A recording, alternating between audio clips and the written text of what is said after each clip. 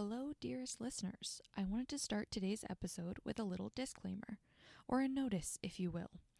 Any information I share on the different poets that we discuss is paraphrased in my own words from information I learned in lectures during a handful of university courses I have taken in the last 2 years, unless otherwise stated.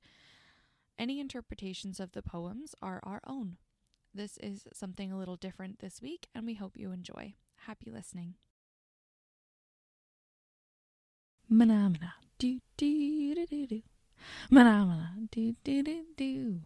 Mana do do do do do do do do do do. Badly annotated. Cha cha cha. That is going to be in my head all week now. Thank you very much. I'm sorry. We're out of spooky season, so yeah, we just had to jump in. Feet first. Yeah. Yeah. My name is Jess. My name is Hannah. And this is episode 13? 13. Lucky number. Lucky number 13. Mm-hmm. That's crazy that I'm saying that because I literally just listened to the And That's Why We Drink episode a couple of days ago about the history of the number 13 and why it's so unlucky. Ooh. I'm listening to something also spooky, but it's about flesh-bound books. Ew. No, it's so cool, bro. It's so cool. I am in a medical course though, so my sensitivities may be a bit altered. Yeah, fair. It's giving bone church. Yeah. I love me a good bone church. Yeah. Would love to visit one, respectfally. Yeah, Meteor Greece. Okay, well, anyways, there's a really good bone church there. Yeah. Well, today, we are making full use of Hannah's schooling. Her tuition, it's all coming through right here, right now. Yep. Buckle up, because this is it. We're analyzing poetry. Yes, we are. Yes. We've talked about it before. We got a smart cookie on our hands. And smart enough, I guess. Pretty darn. Okay. And how many poetry classes have you taken specifically? Oh God, I don't know. At least 4 at this point. Yeah. Which is kind of crazy. That's poetry specific, and then there's also been several classes that were era specific that we would go through, like novels and poetry. So I've gone through like specifically romantic period poetry, specifically Shakespearean poetry, and like Gothic poetry. So I've kind of it's been all over the place. Yeah. I've been doing this for 6 years. Yeah. And so, of course, I've been hearing about this for 6 years. And so... So you basically have the degree too. Yeah, basically. And I want her to talk about it because she's worked darn hard for it. And so here we are. I really wrangled Hannah into this one. I know. This wasn't planned, okay? A couple weeks ago, wrote a paper about one of the poems that we're going to talk about today, and I sent it to Jess just for shits and gigs to see, like, what she asked me if she could read it. I said sure, and then she read it and she's like, "We need to talk about this on the pod. We need to do a poetry analysis episode. Like, please, this would be so cool." And I said, this. And you said, "Absolutely not." Yeah, I said no, and she said, "Well, too bad. It's happening now." Yeah. I go, you plan until April. I get like a sprinkling of ideas in there. And so this happened to be one of them, and I'm really excited about it. Oh, yeah. I'm nervous. I'm going to try really hard not to sound like a pretentious asshole. I'm really not a pretentious asshole, I swear. No. There's no pretentious hassles to be seen. But like on that note, I feel like, so of course we are not professionals. We are not authors or like specialized librarians of any sorts. Or experts. Yeah. I mean, Hannah is getting a degree in literature, but... that doesn't make me an expert. No. Because like, not to toot my horn, but like I read the same poems as her and I get like the dumbed down version, but the same morals. Like I get there too. You get it. But like the feeling of imposter syndrome and just like kind of feeling like we're faking it sometimes because We're just girls. We're just talking. We're just yapping. But people are seem to take our opinions pretty seriously sometimes. Sometimes. Yeah. Keyword sometimes. Yeah. But it's all just for the enjoyment of it. Yeah, I'm very passionate personally about making literary scholarship accessible because there is quite literally no reason why there is so much pretension and red tape around it. Literally, if you can read, if you're literate, you can absolutely read something and analyze it and take something away from it and contribute something to the conversation. Exactly. You do not need to be an expert, and so we just would like to prove that. Exactly. So I analyzed a poem. Well, I'm not an expert either. Like I've had a lot of practice. You have, but let me tell you, sometimes English classes are so crazy. There was one class I took where we spent 2 entire lectures talking about the significance of a mango on page 4 of a novel. Jesus fucking Christ. Are you kidding me? And these are the people that are out here like gatekeeping in the enjoyment of literary analysis. Forget that. Yeah, and you were occasionally clear. Eat my ass. In case anyone doesn't know what we're talking about, Jess is referencing a professor who told me that my paper was occasionally clear. It was so clear. I read it myself. Yeah. Oh. Yeah. Love him. So we are owning our opinions and we're feeling good about it. Moral of the story. Yeah. TLDR. We're reading poetry and we're having fun and we think you should too. And so this is your invitation. Read poetry, enjoy it, talk about it. Yeah. Exactly. So I chose one poem, I chose my favorite poem. I've gone full bias here. You don't say. From each of the centuries that I've studied in depth. So we've got 17th, 18th, 19th, and 20th century. And then for 21st century, Jess has written us a little sonnet. And so we'll look at that too. Yeah. So first though, how you doing? Oh, how am I doing? I'll be doing just fine. I had an exam today. I did it in 6 minutes. No biggie. And you're saying I'm the smart cookie. Okay. It was, one line in the exam literally called one of the hypothetical doctors, Dr. J.K. rolling her eyes. That said that in a college level final examination. So, yes, I finished it in 6 minutes.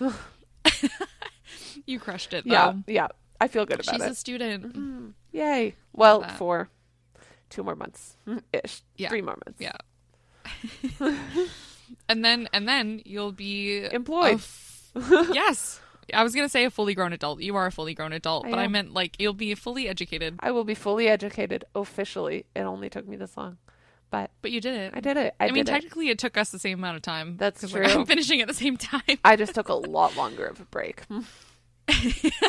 Yeah. I took no break. It was bad. It was bad everywhere.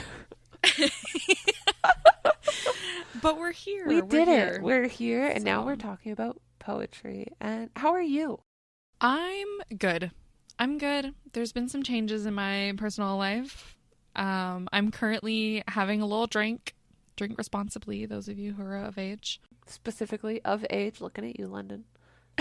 Yeah. I don't know, but I just got to cover the bases. Yeah, I'm having a little drink. I'm having a Smirnoff Ice.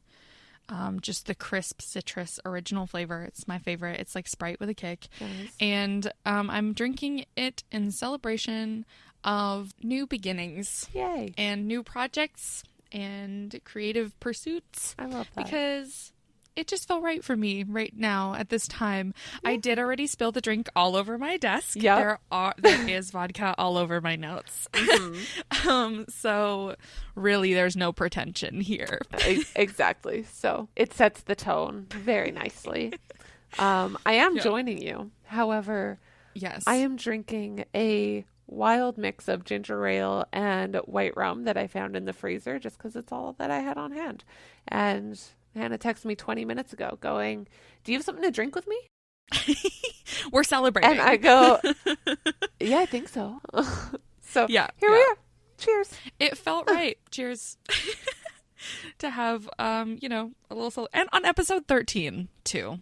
Pinkies Really up. rounds it out. Yep. Yeah. So yeah, I'm doing good. I've got some new projects I'm working on. I downloaded a novel writing software called Scrivener, something like that. This is like my dream come true. What is? You writing. That's this. Oh. Thanks. Yeah, my first project I decided is going to be romance under a pen name, just to like have a low stakes way to like get started. Let's have fun. Yeah, I'll probably just publish it on Kindle Unlimited. Hell yeah. And so, yeah, I'm excited. We're Yay. Celebrating. We're having a little drink. We're enjoying ourselves. On that note, I am going to open my second one because this one, most of it got dumped out because I'm clumsy.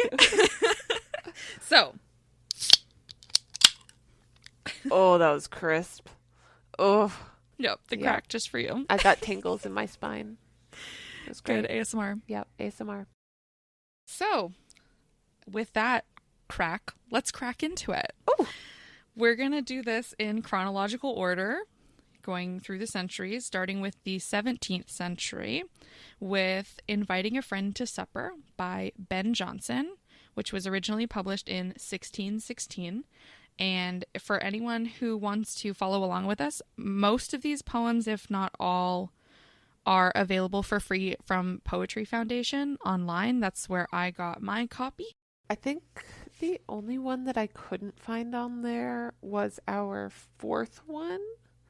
However, if you That one is just also free. Google it, yeah, it is free. I did find it very quickly. Yeah, they're all free online because there's various Poetry Foundations that have published them. So, I'm going to start by reading it out, and then we're going to go into Jess's interpretation. Whoa. I'm so excited.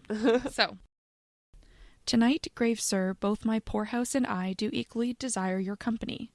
Not that we think us worthy such a guest, but that your worth will dignify our feast, with those that come, whose grace may make that seem something which else could hope for no esteem. It is the fair acceptance, sir, creates the entertainment perfect, not the cates.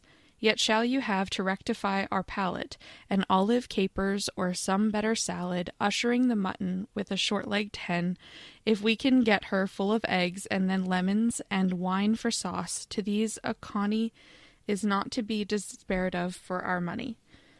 And though fowl now be scarce, yet there are clerks, the sky not falling, think we may have larks.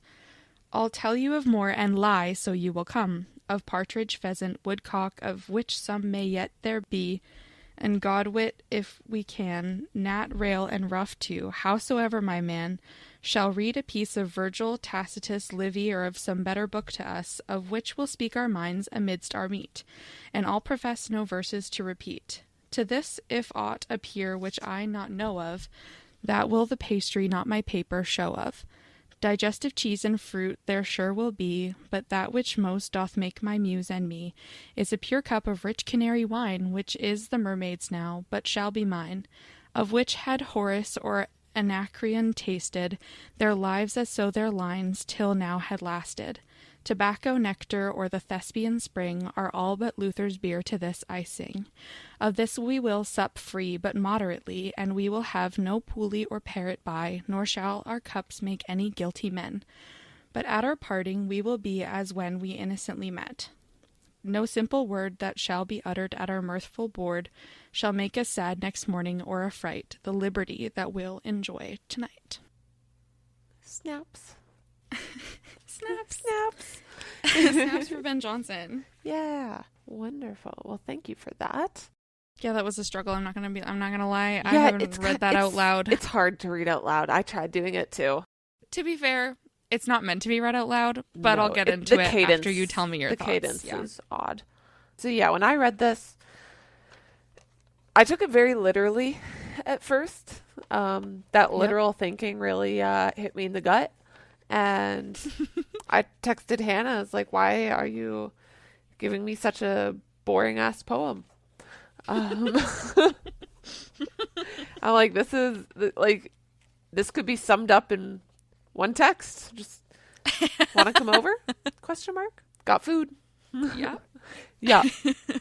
And then she went, think about it just a little bit more. And so I did. Give it like 30 more seconds of thought. It'll click. Yeah. Yeah. So what I did first is I went through and I looked up the words I didn't know, like Keats and Connie, which is rabbit. I don't know how to pronounce that. Connie. I just said it with confidence and hoped that people would believe me. I like that. So yeah, Keats is choice food or delicacy, and then Connie is a rabbit. Yeah. And then I also underlined mermaids because I think that's like a local shop or a bar where she's getting the wine from. Yes, you're correct. Okay, great.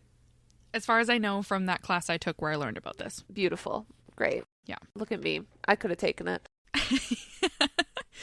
And I spent 20 minutes with this. Yeah. Yeah. Mm-hmm. So what I did first is I sort of summarized it so it's down to like layman's terms, so to speak, just so it's easier to sort of take bites of. Mm-hmm. And so what I said was the first like third of the poem. It's just an earnest invitation to join the author for a meal. The food might not be great, but we're assured that the company and the conversation will be.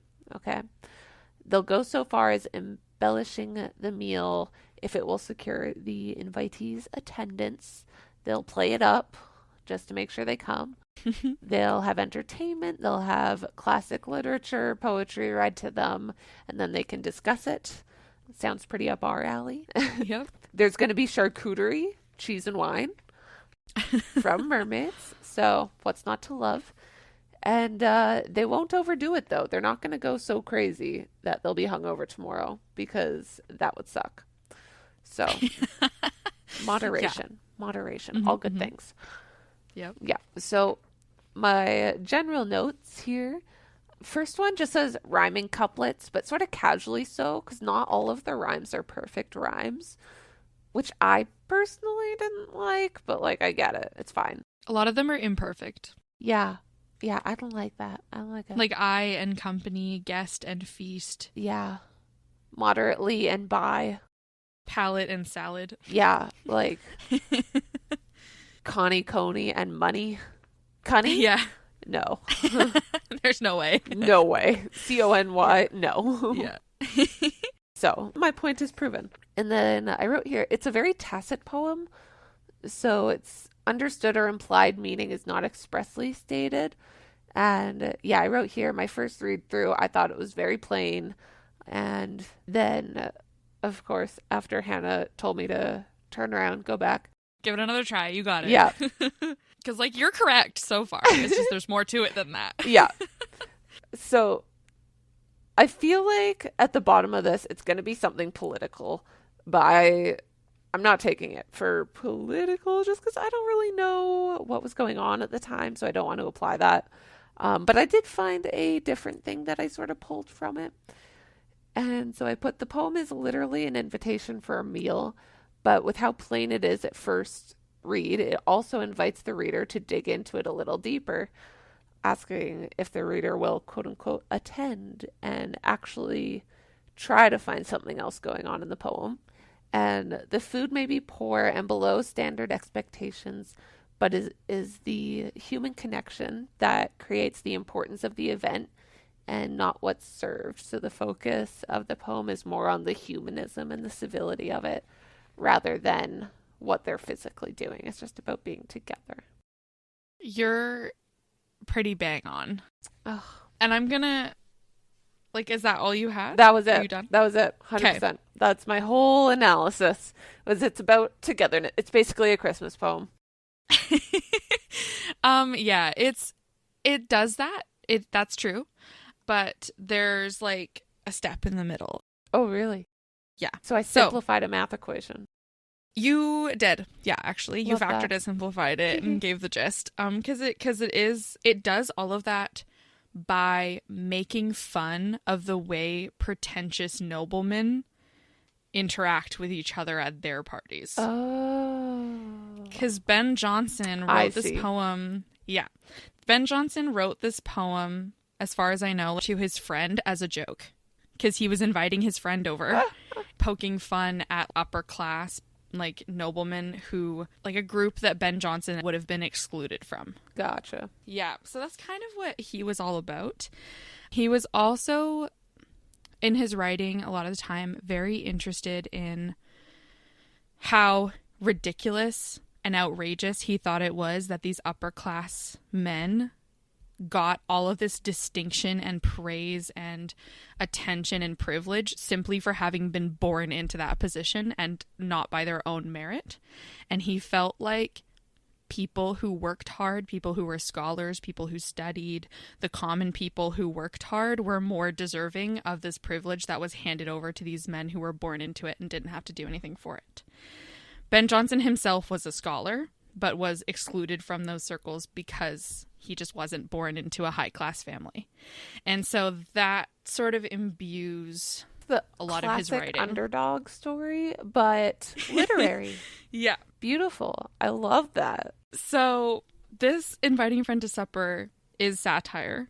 It's meant to be sardonic. It's meant to be a joke, basically poking fun at all of their pomp and circumstance. Nice. About literally inviting a friend over. Gotcha. And so, like, some of the things that I highlighted, like, the poem opens with him being like, "Tonight, grave sir, both my poor house and I do equally desire your company." Like, he refers to his home as his poor house. Yeah. Sardonically self-deprecating. Kind of like how I call my place this festering dungeon.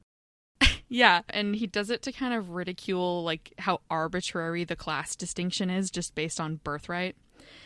And, or like when he says, "Not that we think us worthy such a guest." Like, he's basically like stroking this supposed invitee, their ego, jokingly, like kind of poking fun at it.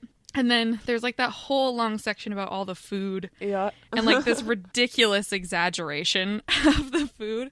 And like how grand it will be. Because that's how noblemen would act about, like, genuinely act about their own gatherings. You wait till you see the pheasant, the woodcock, the coney. Yeah. He's like, look at them. They're literally so silly. That's so embarrassing. They didn't do anything to earn their station, and yet they're acting like this. And so that's like sort of this ridiculous exaggeration. And then there's kind of a moment where that kind of comes through when he says, "I'll tell you more and lie so you will come." Yeah. So basically it's like a nod to being self-aware of what he's doing, like very tongue-in-cheek and like, haha, I know this ridiculousness will attract you. Yeah. So like you get like a sort of hint that he's actually making fun. And then I have another note about where it says, "Shall read a piece of Virgil, Tacitus, Livy, or of some better book to us." I just wrote name dropping to the gods, satirically making fun of rich man's quote-unquote education. That makes sense. Your explanation there reminds me of a quote from the movie The Menu, where one of the characters just goes, "Oh, I'm a name-dropping whore."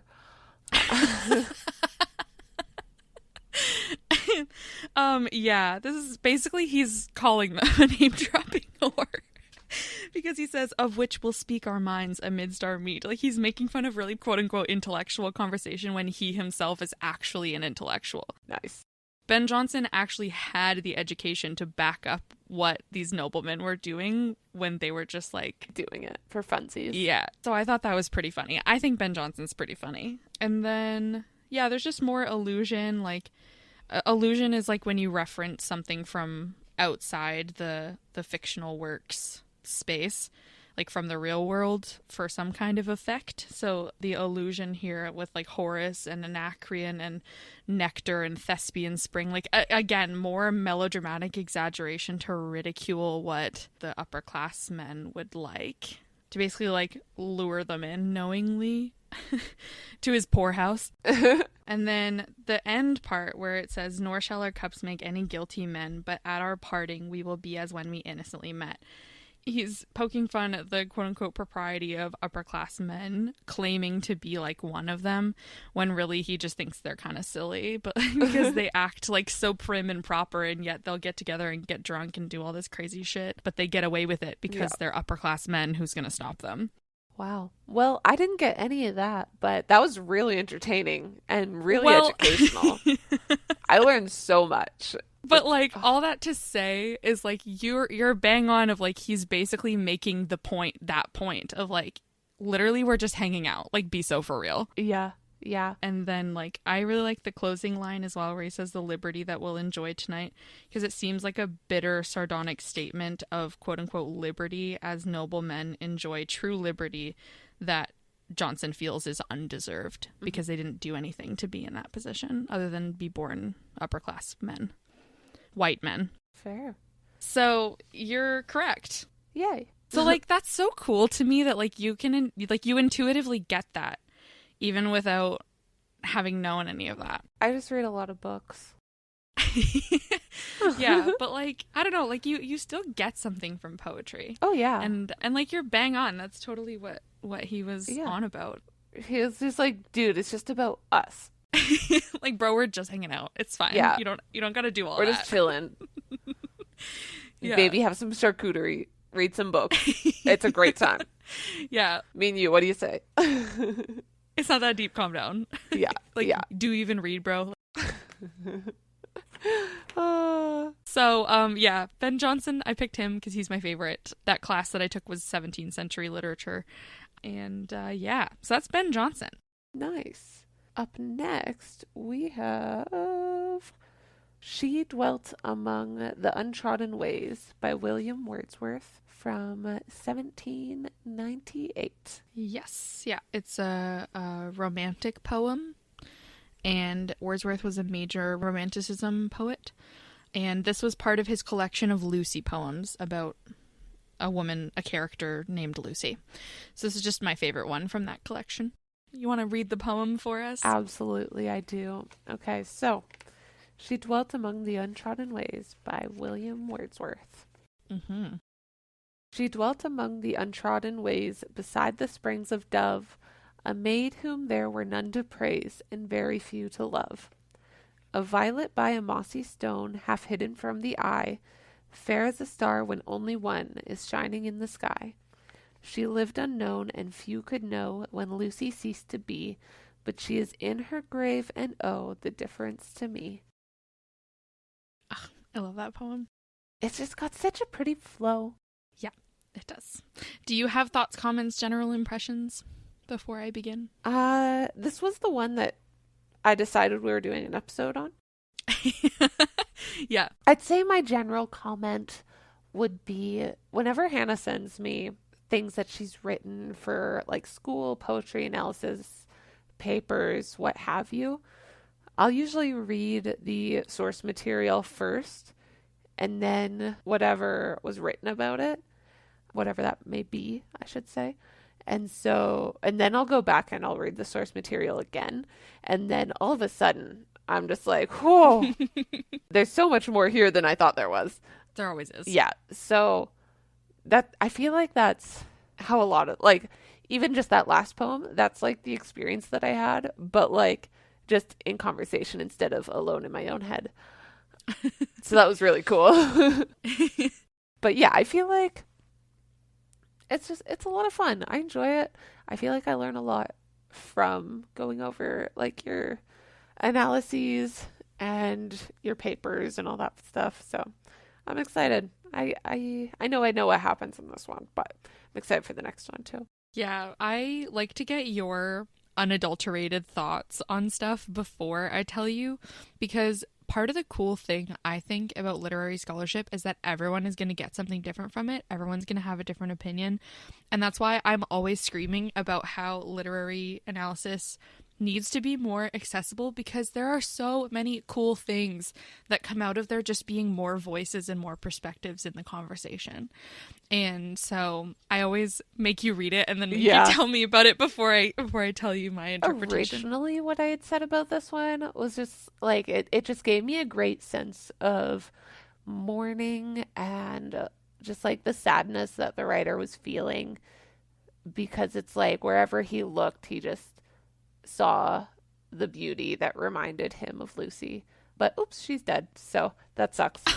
Basically. Good God. Okay. Yeah. Again, bang on.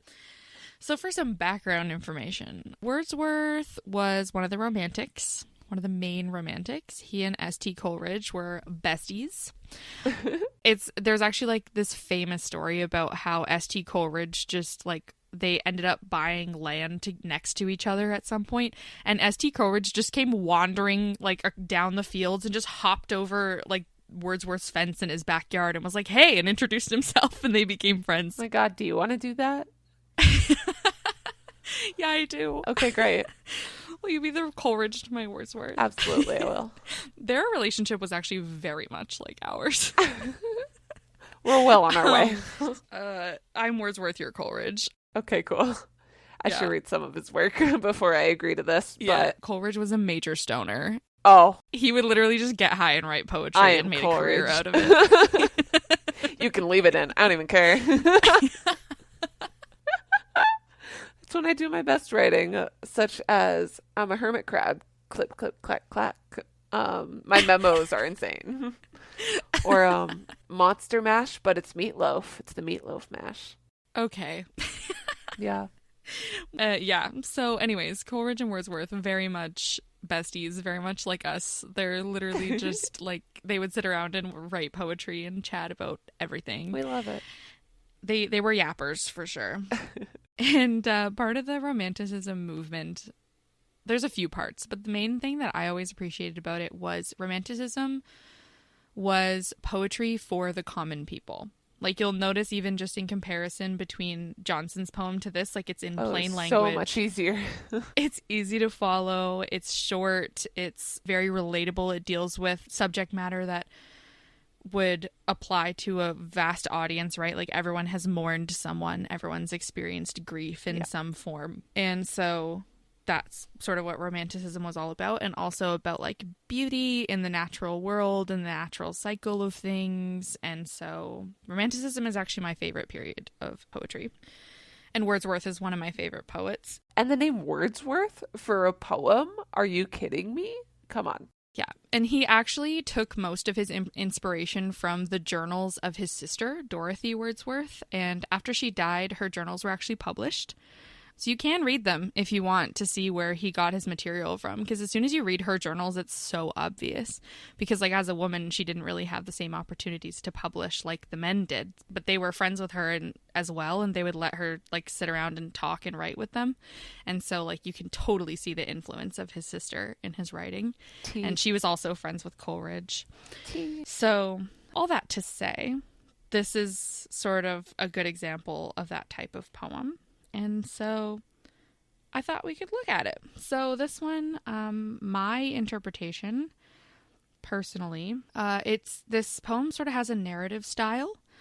It wants to be spoken aloud. It's reminiscent of like oral tradition and like sharing stories in that way. And it sort of takes you through this progression, and there's these three distinct sort of movements with the three different stanzas. And it sort of encompasses...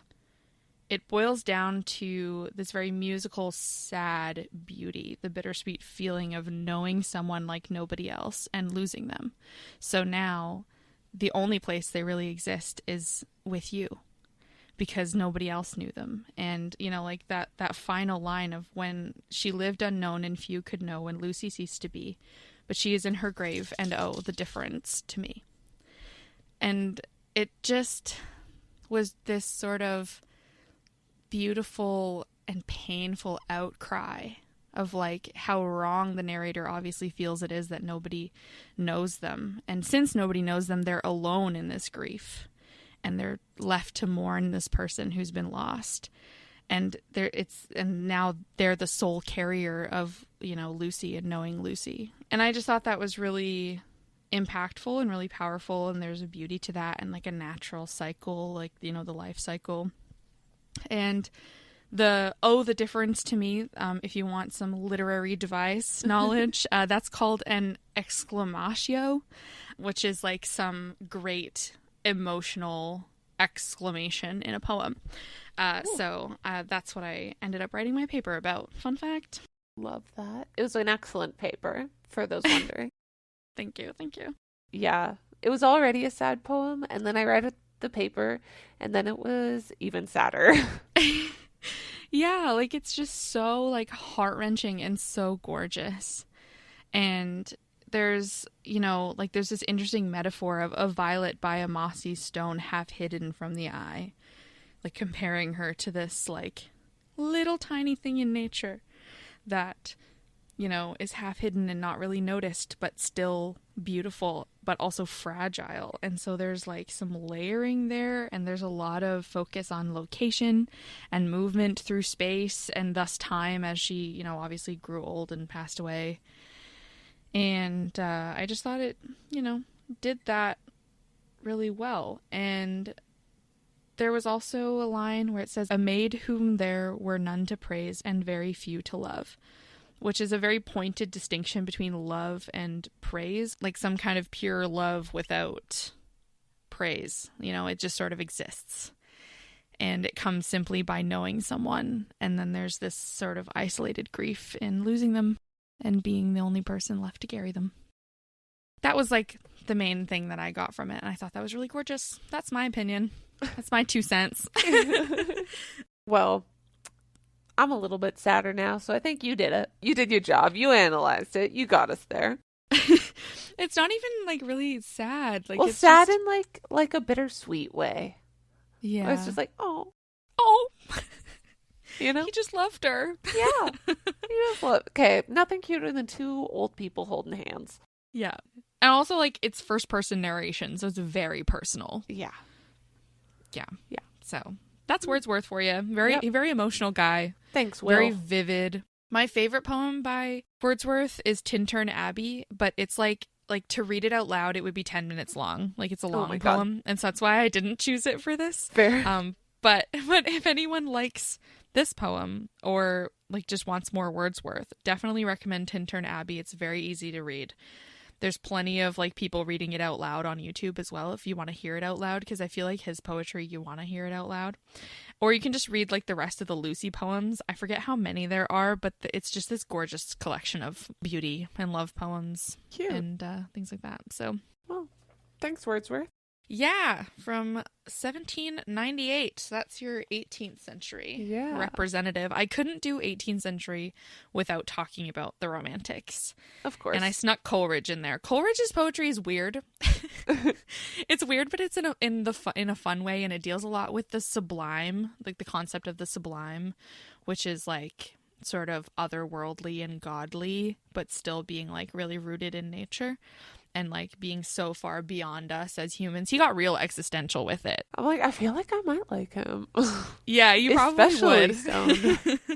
Yeah, exactly. Like, because he was stoned. A poet for the people. Yeah, that's literally what the whole Romanticism movement was about. They were poets there we for go. the people. There we go. We are head on the nail, as I've said. Yeah, and they reject urbanization. They reject capitalism and industrialization. So I feel like there's something in that that's healing for us at our late stage capitalism. So might be worth checking out. So now we move along into the 19th century with To Autumn by John Keats from 1820. So Keats is an interesting fellow. We'll get into it. This is my favorite poem by him, and I think it's the most digestible one. And so I thought if ever I was going to hook people into actually getting into poetry and not being intimidated by it, I felt like this was a good one. Yeah. Especially for this season. It's autumn. Yeah, at least where I am, it's autumn. Well, we had like we had the most BC snow in Alberta today. It was wild. Okay. Yeah. Gross. But there are crunchy leaves somewhere. Yeah, it was like rain snow. It was sleet. I went frolicking in the crunchy leaves today on campus because there's this whole section in the middle of campus that just has a whole bunch of really tall oak trees. I love that for you. And so I just went frolicking. I was with my friend. I was like, I'm sorry, I'm about to embarrass you. And she's like, nah, do it. Have a frolic. Yeah, I went frolicking. It was great. Beautiful. I was wearing my comfort flannel. Oh, yeah. Yeah, it's fantastic. So, on that note, this is To Autumn by John Keats. Season of mists and mellow fruitfulness, close bosom friend of the maturing sun, conspiring with him how to load and bless with fruit the vines that round the thatch eaves run, to bend with apples the mossed cottage trees and fill all fruit with ripeness to the core, to swell the gourd and plump the hazel shells with a sweet kernel to set budding more, and still more later flowers for the bees until they think warm days will never cease. For summer has o'erbrimmed with clammy cells. Who hath not seen thee oft amid thy store? Sometimes whoever seeks abroad may find thee sitting carelessly on a granary floor, thy hair soft lifted by the winnowing wind, or on a half-reaped furrow sound asleep, drowsed with the fume of poppies, while thy hook spares the next swath and all its twined flowers. And sometimes like a gleaner thou dost keep steady thy laden head across a brook, or by a cider press with patient look. Thou watchest the oozings hours by hours. Where are the songs of spring? Ay, where are they? Think not of them, thou hast thy music too.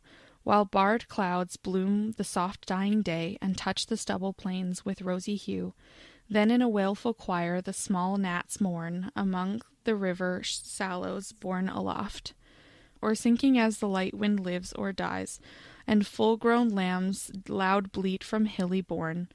Hedge crickets sing, and now with treble soft the red-breast whistles from a garden croft, and gathering swallows titter in the skies.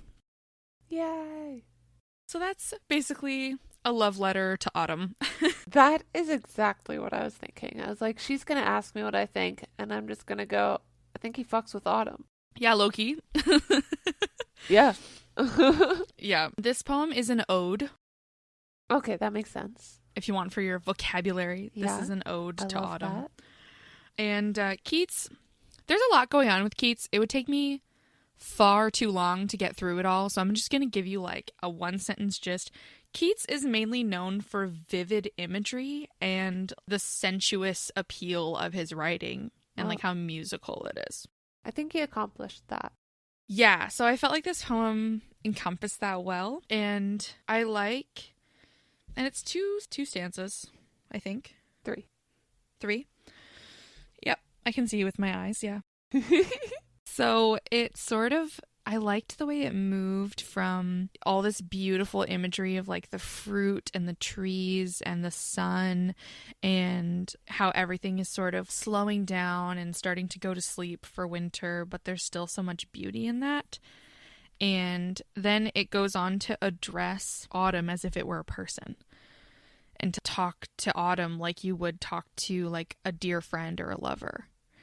Where, like, sometimes whoever seeks abroad may find thee sitting careless on a granary floor, thy hair soft lifted by the winnowing wind. Very sensual. Yes, Keats was a sensual writer. And it was very personal, and, like, it just brings you so close to this season. And personally, like, I always feel so obnoxious when people ask me what my favorite season is, and I just lie and say autumn.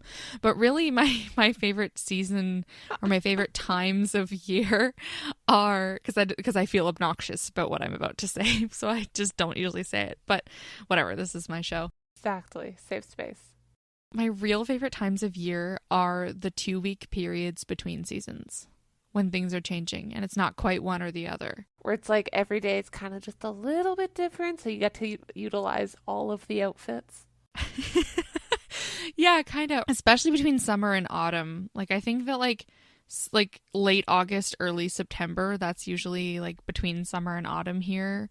And then into October when it starts to get colder and everything starts to change color, but it's still warm and sunny. Like, I don't know. It's so beautiful. And I feel like this talked about that really well. Like, where are the songs of spring? Ay, where are they? Think not of them, thou hast thy music too.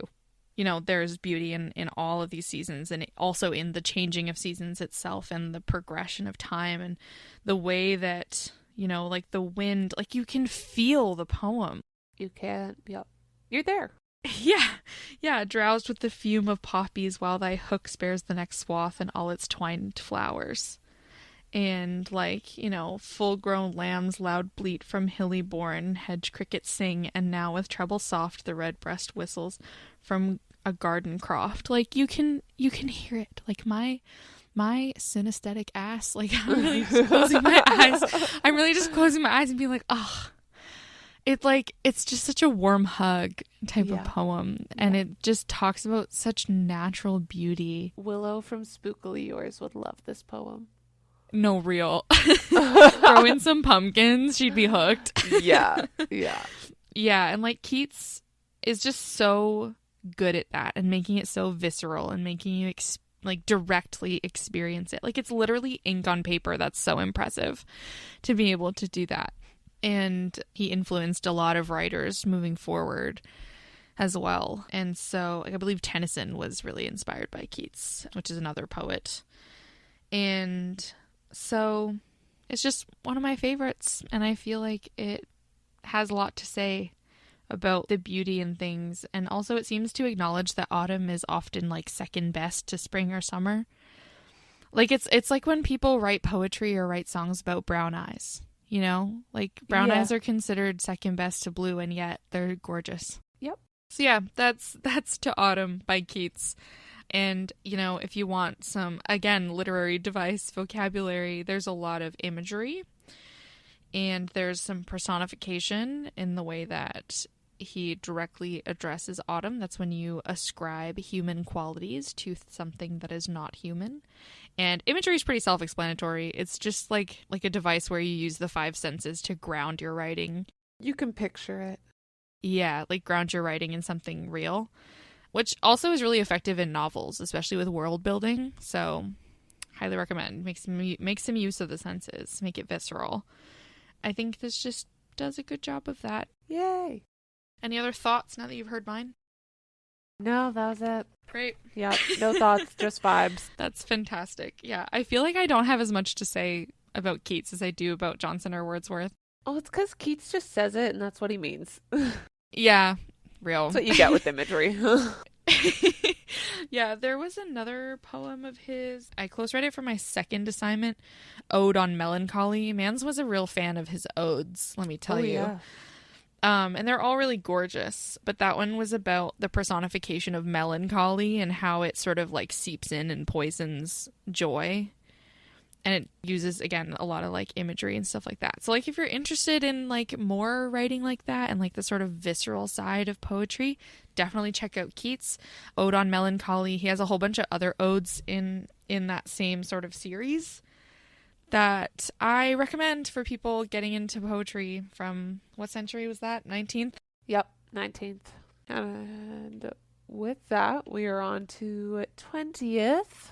Specifically 1961, with Warning by Jenny Joseph. And I think this is my favorite poem of the episode. So yeah, I'm excited to read it. Great. When I am an old woman, I shall wear purple, with a red hat which doesn't go and doesn't suit me. And I shall spend my pension on brandy and summer gloves and satin sandals, and save no money for butter.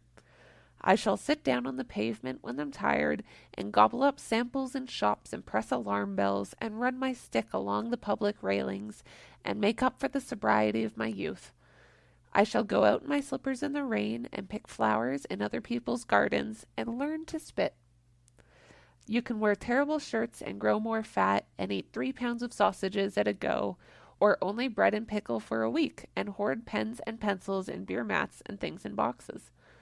But now we must have clothes that keep us dry and pay our rent and not swear in the street and set a good example for the children. We must have friends to dinner and read the papers. But maybe I ought to practice a little now, so people who know me are not too shocked and surprised when suddenly I am old and start to wear purple. Oh, this is probably one of my favorite poems ever. It's pretty great. I love it. If I were a poem. Yeah. If I were a poem, this is it. Yeah, truly. It gave me very Hannah vibes. Just, I'm going to be a crazy old bitch one day, so I might as well be a crazy old bitch now. In a wholesome way. Yeah. Your first impressions, thoughts, things that stuck out to you, lines you liked. What you got? I liked the part about sitting on the pavement because that is one of my core memories from 10th grade, and we actually lived in the same city. Okay, disclaimer, that was at a time where I was like pretty badly struggling with anxiety, but I didn't know that I was struggling with anxiety. It's okay, baby. I knew. I knew when I was helping you through it. Yeah, I didn't. So when that hit, I would just have a little breakdown on the sidewalk, and it usually just ended in like the like cry laughing while we just sat on the Yeah. curb. Yeah, you would collapse and I'd be like, all right, just sit Yeah, down. I just exactly. sit down with you. Like, Yeah. I wasn't really phased. Like you've got so many photos of me on the ground. Like I don't know. I was phased, obviously, because I cared about you. I still care about you. I don't know why I said that in the past tense. I care so much about you. I love you so much. Um, but at the time, like, I just, like, didn't, yeah. You were like, she'll get there. my awkward little self, I didn't You're like, know I'm here too. how, We'll do it. We'll get through it. It'll stop eventually.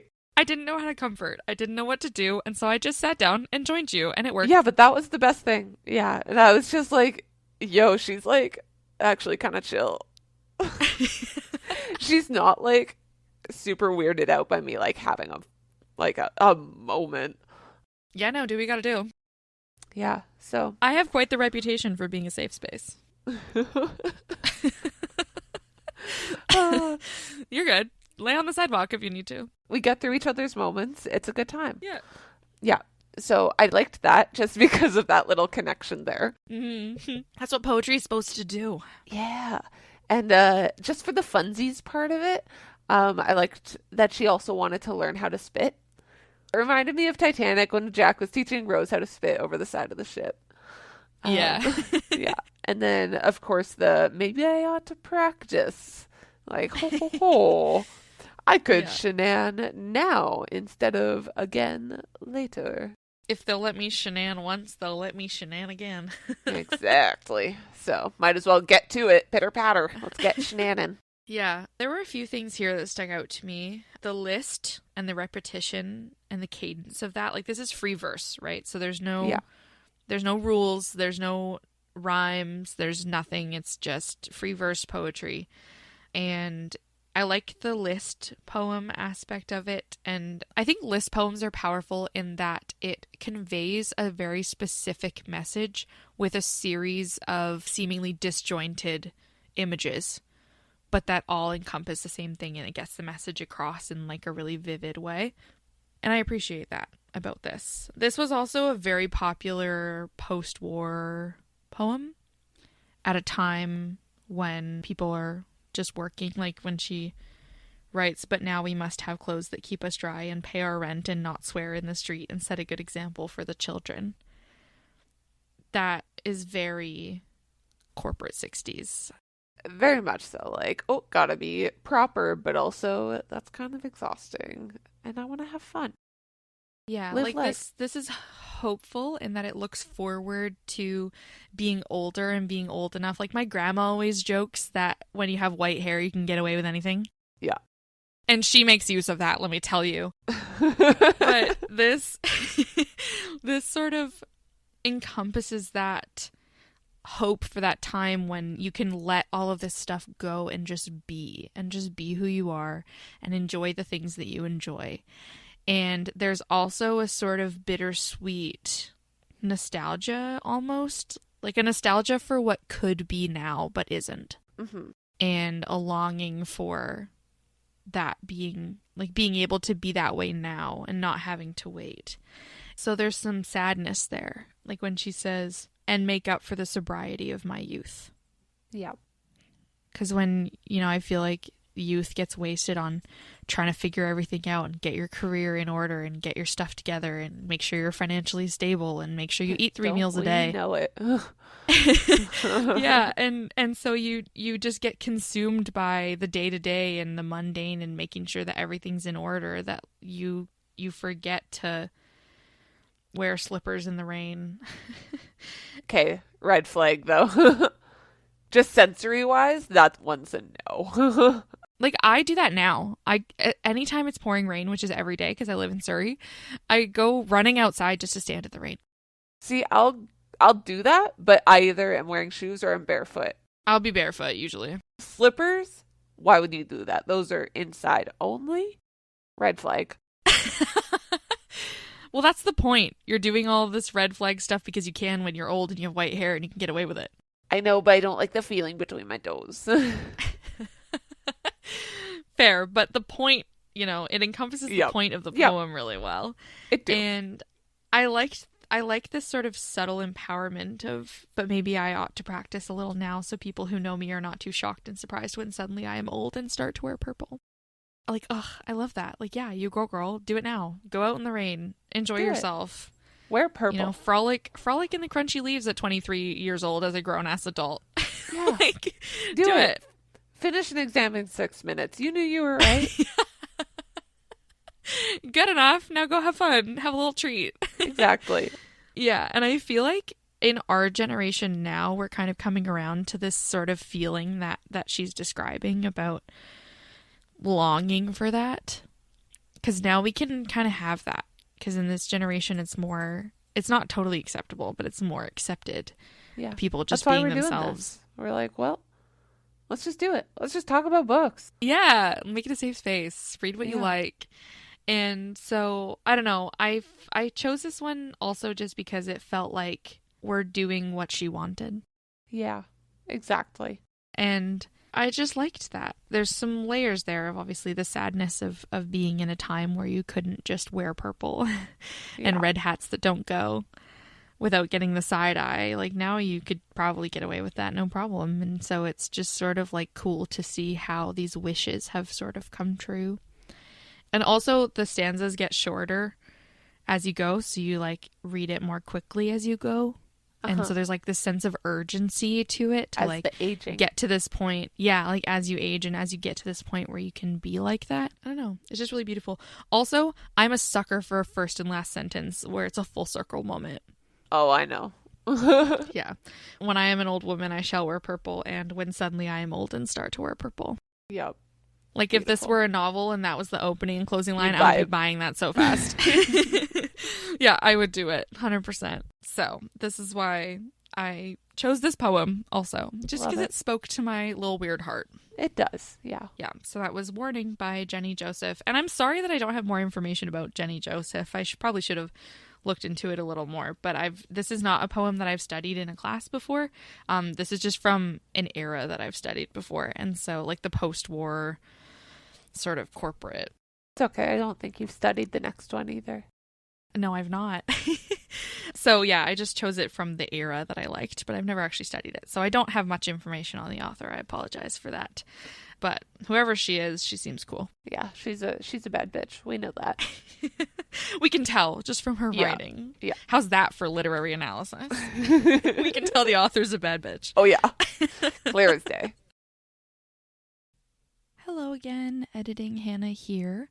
I just did some Googling about Jenny Joseph, and I wanted to report that she was a beloved British poet, and according to her Wikipedia page, from the age of 62, Jenny Joseph exclusively wore purple clothing during the day until 1992, when a family bereavement made her change the color to blue for a 3-month period of mourning.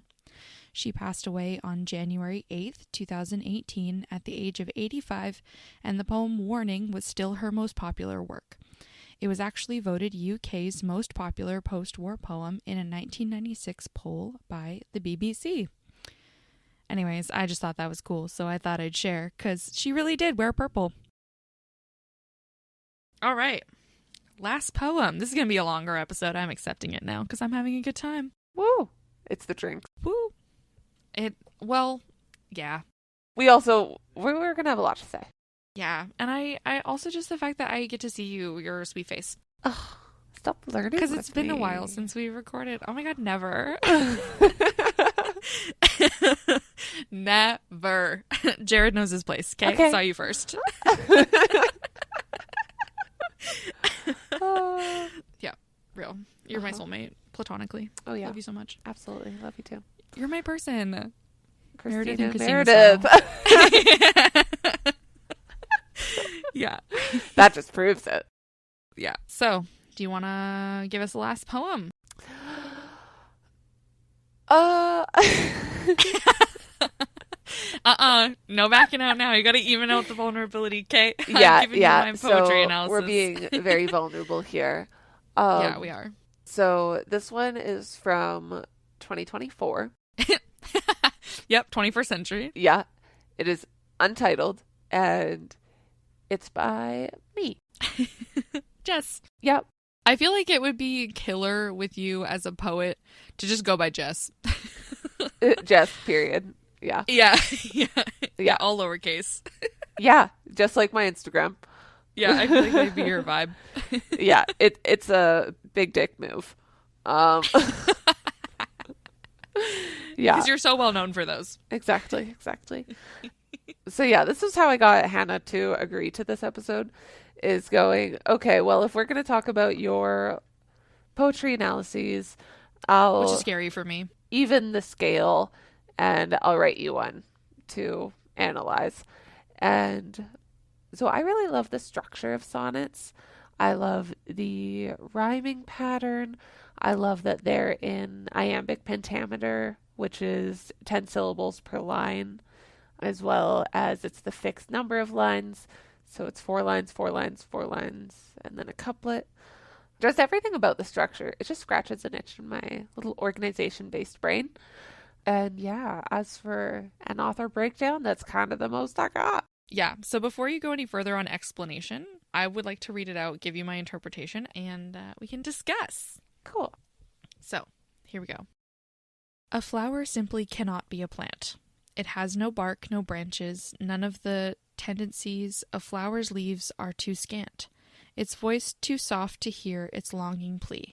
But still the flower does its best to grow. It stretches its leaves, unfurls its petals, reaches for the sun, because down below its roots know the truth, and there they settle. The flora thrive without validation. They know what they are. They trust in their stems. They believe in their own pollination. They know that they're plants and also are femmes. If the standards are only set for trees, you're missing the beauty of peonies.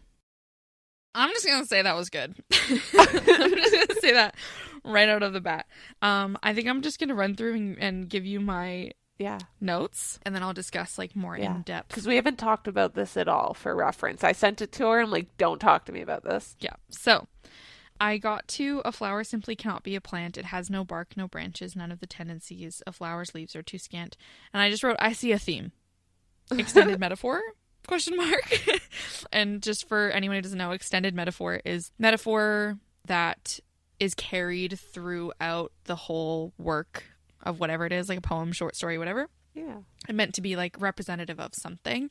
I like to say that the extended metaphor is like the symbol's long-winded cousin, because symbol is like obviously a literal representation of something. But anyways, that's extended metaphor. So that was my initial, immediately I'm like, oh, here we go. And then I highlighted, it stretches its leaves, unfurls its petals, reaches for the sun, because down below its roots know the truth, and there they settle. And I just wrote gorgeous imagery and really visceral movement, and you can feel the growth that's happening, and you can see also just like the emotional movement along with the physical movement. And I liked that mirroring sort of effect where the poem is sort of mirroring the actual action, which I always appreciate. I like those layers. And then I also wrote quick to read. It embodies color and complexity through that movement, and I liked that a lot. And then by this point I was starting to get what it was about, because I know you. Yeah. And so I highlighted, they know what they are, they trust in their stems, they believe in their own pollination. And that stanza started with the flora thrive without validation. And that's where it sort of clicked to me what this was about, because you switched to using they, like a repetition of they, which is, the repetition itself is musical. And it also speaks to a diverse they. And so I was like, ooh, diversity, neurodiversity. Like, it started to click for me. Of being like, ooh, I can tell what's going on here. And I liked that general they, because like anyone could read this and see themselves in that they, which I liked a lot, because that's important, especially for people who are neurodiverse. For anyone who doesn't know, when I say neurodiverse, I'm talking about like the autism, ADHD, gifted, all the neurospicy peeps. So yeah, I was like, ooh, diversity, neurodiversity. Okay, it's clicking. And then the final couplet, if the standards are only set for trees, you're missing the beauty of peonies. Immediately I just wrote baller couplet, Shakespeare could never. Shakespeare could never. Yo, when I came up with the rhyme trees and peonies, I had to stand up. Okay. Just had to get up. Yeah, I was just like, oh, I feel so good right now. I feel like a poet. Because you are a poet. You wrote a poem. I wrote a poem. Yeah. You should keep writing poems. You should write a collection of sonnets. I think so too. I think you'd be really good at it, clearly. Yeah, I love sonnets. They're my favorite kind of poem. Yeah. If you couldn't tell, just, yeah, I love the structure of it. And the structure kind of like gives me that space to be creative while also following a guideline that can help me like move through it at a quick pace. Like I wrote that poem in, it was like 45 minutes at work. So like multitasking heavily. Yeah, real. I wrote a novel idea in my idea notebook while I was stopped in traffic today because I didn't want to forget it. So Yeah. I understand the multitasking writing. Yeah. Yeah. Was there anything else you thought it was about? Yeah, so that last couplet like was nail in the coffin of like, oh, I totally know what's going on here, because like where it says if the standards are only set for trees, you're missing the beauty of peonies, and then when it said they know that they're plants and also are femmes, I was like, oh, okay, so we're getting feminist with this. And if the standards are only set for trees, so that like I kind of got the neurodiversity thing. And then, just because I know you, I feel like if I didn't know you, I probably wouldn't have caught that. But Yeah, I tried to make it like a subtle thing. So like, if you know, you know. yeah, or like you can still generally relate to this Yeah. sort of general they. That you'll kind of get into it. But like, if you're not exposed to the quote unquote neurodiverse struggle, you might not get it at face value, but like you'll still enjoy the imagery of it and that feeling of movement. And also the feeling of not really belonging, but finding a place for yourself anyways. Like, Yeah. I feel like that's just a general theme that's important, even if you're not neurodiverse. Yeah. So I caught that of like if the standards are only set for trees, because for anyone who doesn't know, a major issue in the neurodivergent community is that women with autism are very often overlooked or missed or are not diagnosed. It's not caught early on because autism presents very differently. Same with ADHD as well, I think. It presents very differently in young girls than it does with boys. And the diagnostic criteria is set for boys. And so when young girls are tested against this diagnostic criteria, they often get missed because they don't fit those standards of how it presents in boys. And even if they do, a lot of the time it gets stereotyped. Like one big issue with it is special interest, for example, because boys can have special interests. But if a girl has a special interest and it happens to be about like horses or bands, that's just girl things. That's just what girls like. And that's a big problem. Like my special interest was Harry Potter and horses, but because that was a normal thing for my age group, it wasn't exactly picked up on. Yeah. But like those were my soul, okay? Like Yeah. I can still pull so much niche Harry Potter info out of my ass for no reason whatsoever. Did you know that Hagrid does not have a middle name? Because I do. Yeah, I feel like those are like pretty normal kid special interests though. My special interests were behavioral psychology and writing. Yeah. So like it can go undetected. Yeah, and that's really common. Or like as a teenager, it gets dismissed as hormones. Yeah. So like I know one thing that I struggled with a lot as well growing up and like even to today at times is the emotional aspect of like struggling with the neurodivergence, because like there are times where it's like you get overwhelmed and then even if you're thinking logically and rationally, doesn't matter, like your body just starts crying. And it's like I can be fully in the moment and present and knowing what I'm saying with confidence, but I can't regulate myself back down fast enough. And so that's another one. But girls are emotional. Yeah. Yeah, and the fact that you use flowers as your extended metaphor was brilliant. Thank you. Thank you. Because that's That's feminine. literally like the symbol of women, yeah. But using it in like you sort of subverse it of like the expectation of like, oh, we're writing about flowers, like it's gonna be like this cute floral thing. But then you get to they thrive without validation. They know what they are. They trust in their stems. They believe in their own pollination. They know that they're plants and also are femmes. And I felt like that was really beautiful because it sort of subverts that like light, delicate, feminine idea of a flower. Because flowers are low-key badass. Another one of my special interests was gardening. I have so much flower knowledge. Yeah. I focused a lot more onto like the structure of the flower itself as well. Yeah, so I really loved it. It spoke to me as a undiagnosed neurodivergent girly because it's hereditary and I know there's something wrong, but I just have never got diagnosed for a bunch of reasons because it didn't present the way that it's supposed to. Quote unquote. Yeah. I read an article that told me that 80% of autistic females are still undiagnosed when they turn 18. And that's just such a clown shoes number to me. That's so high. That's so high. Yeah, 80%. That's crazy. And that's also where I read about, you know, how female special interests just being written off and the hormones writing off the giant mood swings that can come with autism and things like that. Where it's just like, okay, well, here's trait after trait after trait that I know that I have. But nobody ever like sat down and just went, this girl's got a lot of really big feelings about some very specific things. Mm-hmm. I don't know. And she knows that Hagrid doesn't have a middle name.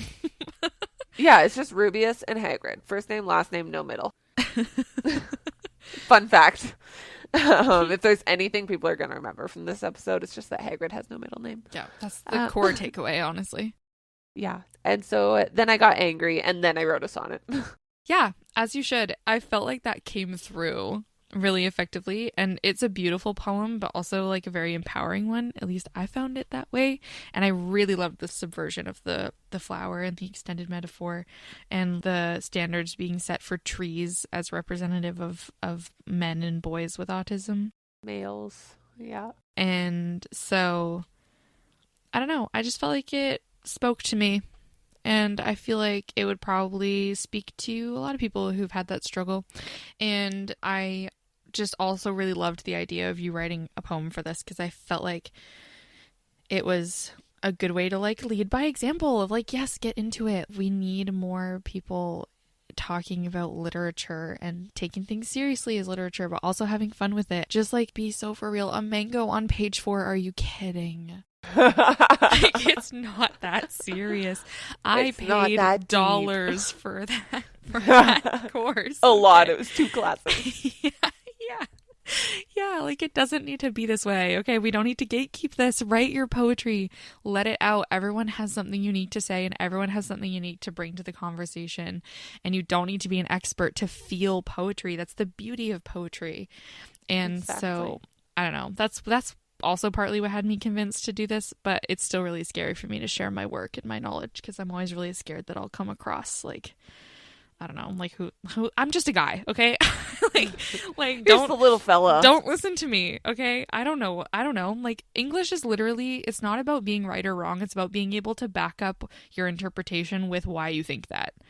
Like exactly. It couldn't be more accessible. Who's anyone to tell you you're wrong? Most of those authors are dead. Well, also just like I've seen some wild claims argued. And it's like you can interpret it any way that you want as long as you can be like, yeah, this line spoke to me in this way and like it's okay. It's totally fun. Yeah. So that's my takeaway from being a reader. Yeah. End of the day, I'm just happy that my poem actually came across. I was really worried that it was just going to be like, Jess, what the hell are you talking about? No, I got it. Thank God for that.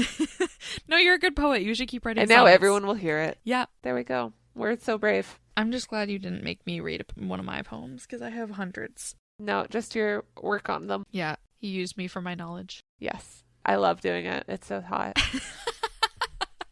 Thank you. Yeah. With that, please feel free. Send us your thoughts on these poems or other poems or just send us poems. If someone sends us their own poems they wrote, we'll probably read them on here because that's just so cool. With express permission, obviously. Yes, we would gain consent first, to be clear. Yeah. But I would probably cry a little bit because I have big emotions. Write us a poem. So, Yeah. And you can send those to us either on Instagram or Threads at badlyannotatedpod, or you can email it to us at badlyannotatedpod@gmail.com. And you can find all of our streaming places via the link in our Instagram bio. And with that, best wishes, kindest regards. Sincerely, Jess and Hannah.